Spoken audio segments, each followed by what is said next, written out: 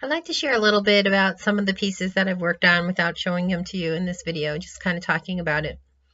I was thinking about people over the ages, like who do we remember and why do we remember them? And when we think about powerful women or women who underwent certain um, ordeals and conquered or even suffered as a martyr and then maybe perhaps remembered through history, I wondered what set them aside because there's really only a handful of people that are really recognized across the entire world.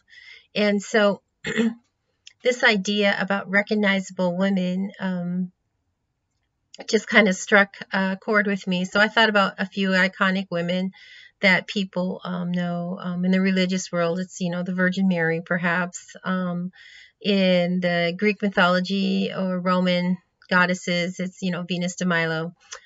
Perhaps in the art world, everybody looks to Frida Kahlo, go Frida, and we kind of get behind her. There's modern artists right now that are really recognized, mostly singing artists, people like, Shakira, and people maybe like, I can't even remember her name right now, but Beyonce. Well, how could I forget, right? I'm talking about remembering women and I forgot her name. How ironic. But you won't forget her face. That's the thing. I think her picture will be around for many, many hundreds of years. Like Cleopatra. We all look at a picture, that's Cleopatra, even though she lived a long time ago.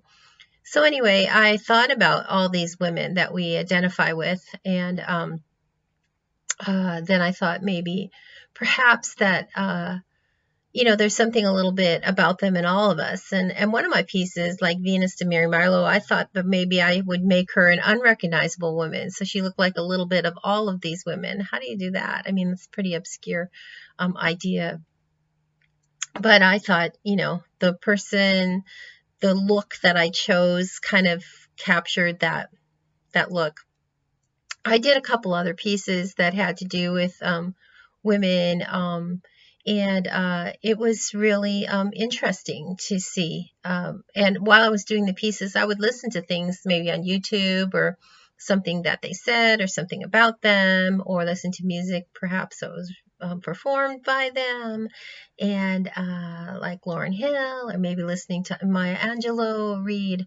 And I find a lot of inspiration from that. It makes the creativity flow. And sometimes the creativity doesn't flow in any manner at all that I think it's going to.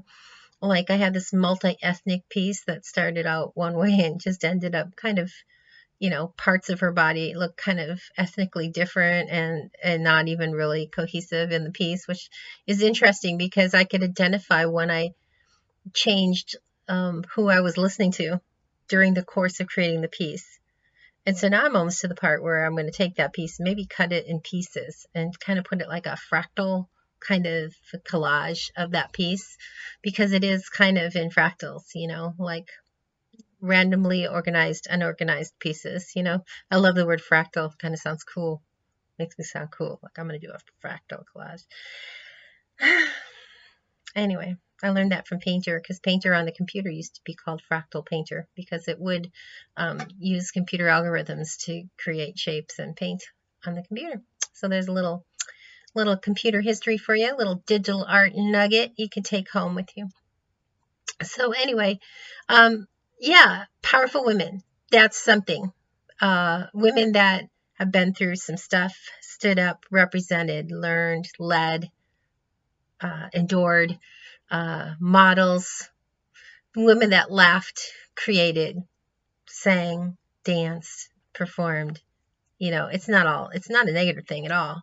I don't think, sometimes we all have that in us. We have the positive, and we have different things in our life that are negative, and how we deal with them and what we do to rise kind of afterwards. That's what's really important. So I have a lot of pieces, that I've created.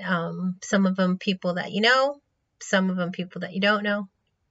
One of them I like, Grandma Nancy said, ooh, you should call that Don't Mess With Me.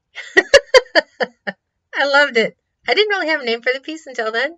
I did, but it was too, I don't know, it wasn't a fit. It was maybe a moment of the essence of the painting, a feeling I had during the painting, but it really wasn't the painting. But when she said, "Ooh, that one should be called Don't Mess with Me," and so anyway, I love it. I like it sometimes when other people kind of react, and then I can name it something.